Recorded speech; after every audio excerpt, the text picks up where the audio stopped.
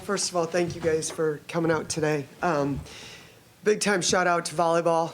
Really excited for Dawn and that program. And I just right before I came in here saw some of the accolades for football, which is exciting, and happy for Coach Drink too. That's been a pretty special season for them. Obviously, you got a big road trip coming up. Virginia is really, really talented. They've got good size, good athleticism, a good balance in their inside-out game. And, the competition doesn't get any easier. Disappointed in our trip to Florida. Just didn't feel like, our offense kind of for as well as we've been playing. We've got 4 players that are averaging double figures, but our offense didn't travel with us, which we know sometimes that can be the case, and you've got to really be strong on the defensive end, especially on the road. And I thought our transition defense has definitely made some strides. Really pleased with where that's at or that's trending. And now we've just got to find a way to shave a few points off on the defensive end as well. And so, again, just working on positioning, rotations defensively. Yesterday was a really good day of practice, and hopefully we'll just be able to continue to build on it the next 2 days before we play Virginia. Questions? Robin, can you kind of just, no availability after Tuesday's game, but walk us through the ending of the Kent State matchup, just what kind of happened in the last 30 seconds there and what you might do differently in the future? Yeah. Well, the tale of two games, because we were in on the winning side of that the night before, and we played probably a few players a few too many minutes. I think fatigue back-to-back games, and probably we should have went a little bit deeper into our bench for sure. But just those last 2 possessions. We were going to switch all screens, and we had to switch off, and just didn't have a great switch or rotation defensively. They hit a tough shot. We came down and had a situational play call. Wanted to get that ball inside to Frankie, and we did. They did a great job of double teaming it, so she had to kick out.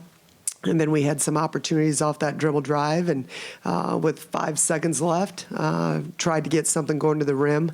Felt like that would be in our best interest to get something, either get a foul or score the layup. And I'll give credit to Kent State. I thought they did a great job of putting out fires for each other.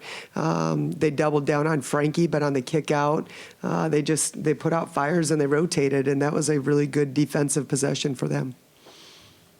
Coach, in that third quarter, Frank and Judd really got going. Just what do you think they added, not only with their scoring contributions, but also just their leadership on the court? Yeah, I just think we were able to really take advantage of some mismatch opportunities, and they were some switch and some screening action, and we were patient enough to get the right reads off it, and both of them obviously had a big quarter for us. Frankie had a great game for us. And, that's part of our job as coaches, is to continue to help put them in positions where, they can have success depending upon how teams are defending them or whatnot. But, I think their leadership all year has been really, really good. I've said it before, I really like this team. With 6 returning players and 8 new players, there's going to be some bumps in the road, and we're going to have to fight through it.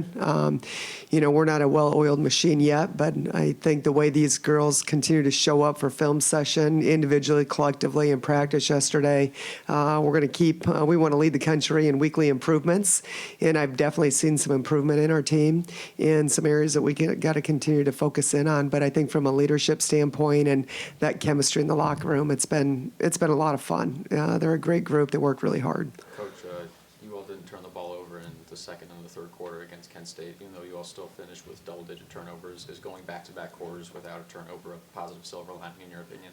Absolutely. I mean, that's another area, right now, for me as a coach, we're really focused on ball security, our rebounding, really on both ends of the court, and then our half-court defense. I feel really good about our transition defense, and that was a big point of emphasis over the last week. And so it's good to see, it's not perfected, but it's much better than where it was at. And now we've just got to continue to hone in on those areas as well. And, I don't anticipate we'll shoot the ball as poorly as we did in that Kent State game. I think I counted 7 missed layups, and we had some really good looks from the three-point line too. But you've got to be able to hang your hat on the defensive side of the ball and in your rebounding, and we just are allowing too many second and third shot opportunities. Coach, you talk about those offensive rebounds. You're going against a Virginia team that's averaging 17 offensive rebounds a game. Yeah. What's going to be the key to stopping those second chance opportunities? Yeah, it's got to be grittiness, I think we take a lot of pride in our offense, and we've got to get to that point where defensively we're really taking it personal and, just finding ways to be gritty in our rotations and putting out fires for each other. And so, it's to me, it comes down to not the size of the dog in the fight, but the size of the fight in the dog. And we've got to come out and we've got to have a mind shift in our mentality has just got to be a little bit grittier on that defensive end. Coach, speaking of defense, you said after the St. Louis game that you didn't feel like you guys were as connected on defense as you may have wanted them to be. Just sort of where would you evaluate the connectivity of the defense, and how important is that going to be against a Virginia team that is very efficient at the free throw line? Yeah, that's a good question. I would say we're definitely trending in the right direction. I do. I feel like our communication's a lot better. There's got to be a command and there's got to be an execution, and you've got to be clear and concise with your commands, and then we've got to follow it and execute out the plan. And so, from my perspective, I think we're definitely trending in the right direction in that area. And we need to continue to get better. We haven't arrived yet, but it's definitely a point of emphasis, and I think something they've really tried to embrace and be intentional about. Coach, you look at the fouls that Gala Kalendi has racked up. She fouled out again against Kent State. When you look back and look at the film, what are some of the things that you've learned that you've tried to improve on heading out of this game? Out of the Kent State game? Yes. Yeah, just what we were talking about, our defensive rotations, too many second shot opportunities, not taking it personal enough, not having that grit defensively. I think we can be more disruptive in the half court. I'll be honest with you. I think we defend better in practice than we do in games. And that's, trying to make sense of that has been a little bit challenging, because I think we really compete at a high level in practice and against our scout team. And so finding a way to package that and be able to execute that during games, I think is huge, because I see a lot of really good things in practice. Coach, Ashton's taken a scoring lead this season, but there have been some nights where she struggled shooting the ball. What do you think needs to happen for her in order to make those hot scoring nights more consistent? Yeah, I don't think I think she's going to have a heck of a year for us. I really do. I think she's a special player that's really put in a lot of time. I think, with so many new players on our team and so many different rotations, it's just, finding that flow and understanding, being connected and understanding each other's strengths and maybe weaknesses, finding those windows to be aggressive but not overly aggressive, and playing off 2 feet. And we talk a lot about transferring the advantage, and I think we're missing some of those opportunities offensively. I love the aggressiveness. I love the fact that we're trying to attack, get to the free throw line more often, but reading that second line of defense and being able to transfer that advantage instead of playing off 1 foot, where oftentimes you find that's where those turnovers come into play at. And so I think it's a work in progress, but I think she's been pretty darn solid for us, and I think she's going to have a great season for us. We've got a lot of different offensive weapons, and in our Kent State game, Frankie just had a lot of mismatches, and so we were really going to her. But I think I'm going to battle. I'm taking Judd with me every day of the week and twice on Sundays. Coach, I know you mentioned those rotations. You've also talked about wanting to lengthen your bench. Do you expect to go 9, maybe 10 deep heading into this Virginia matchup? Yeah, I think for sure 9. I think I'm very anxious to get Avery back. I think Avery is a huge rotational piece for us, and just her ability to defend, the energy that she plays with, the way she can rebound. It's going to be really nice to get her back in that mix, but I think until she gets back, you're looking at a 9 or 10 person rotation. Do you have any timeline on when Avery might be able to return? I don't. It's really, I don't know if I'd say day to day. It's more week to week. And so hopefully we'll be hearing some pretty good news here pretty soon. Coach, you mentioned some of the grit you want to see specifically on defense, and then kind of needing that against this Virginia team. How do you go about kind of fostering that aggressiveness out of some players that kind of playing style might be out of their comfort zone? Yeah, that's the $1 million question, because I see it in practice. I think we have that grittiness that we're looking for. We've just got to find a way to not get hijacked on the defensive end based on what's going on offensively. And in practice, it feels like we've got that figured out, but how do you translate that to a game? And I think the bottom line is, yes, there's some one-on-one accountability, but there's also, your rotations and putting out fires for each other. I just think against Kent State, we let them flow into their offensive sets, that we didn't impose our will. There was no, I felt like there was very few possessions that we were disruptive to what they were trying to do. And I think a lot of that comes down to us watching film, but also being able to really break that down and dissect that and put them in situations in practice that those habits become much better. Coach, you talk about like this practice to game disconnect. Have you seen this before, and what do you think you can do as a team to kind of snap out of it? I've said this before. I think it's a really mature group. They work really hard. Coaches love film. I don't know if players do because, you watch it and you think that's not how I felt in the game. I thought I was in a stance. I thought I was going hard. And so I think it just, it's a teaching tool and it brings an awareness.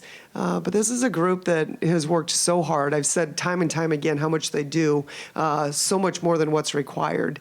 And so they want to fix it. But to me, it's just kind of that mindset, that grittiness that you've got to come out of the gates and impose your will the same way that we have in practice. And so it's a mind shift. It's a mentality that we'll continue to work on and demand from them. Is there a growing level of concern maybe as the schedule ramps up, trying to find some of that stuff, trying to find it sort of as the schedule gets tougher and tougher? I just look at it honestly day to day, game to game. I'm not looking 2 weeks from now. I'm not looking into SEC play. I'm looking at today's Tuesday and how do we win today and how do we get better today to create better habits moving forward. And, that's my mindset. It doesn't make sense to me that we would worry about what's going to happen in 2 or 3 weeks from today. And then we waste the opportunity to get better today. And so it's just got to be a one day at a time mentality. We said this at the beginning. After every practice, after every game, you go back to 0-0 mindset and find a way to get better today. We'll take one or two more. What does the well-oiled machine look like against Virginia going into that matchup? What has to happen? Yeah, well, it's not going to be a perfect game, right? We've said that, we want to lead the country in weekly improvement. That's been something we talk about in that locker room a lot. And it's about progress, not perfection. You're never going to play the game perfect. It's just not going to happen on either end of the ball. But the intentionality that you play with, your focus, your awareness, understanding it's nice going into Virginia because for some of these younger players, as you adjust based on personnel, on how you're defending different actions, we've got a couple days to really help them understand what that will look like. And so I think that's huge for us. But, going into Virginia, what does that look like? It's just continuing to do what we do and improve in the areas that we need to improve on. And again, I don't think if it was easy as a light switch, everybody would do it, right? It's these days in practice that lead up to Virginia that we've created better habits and awareness and a sense of urgency in regards to our rotations, to being more disruptive, to our attention to detail of getting a body and making sure we're getting somebody boxed out. Low man always wins on the boards. So it's some of those kind of things that we have to continue to be mindful of in practice.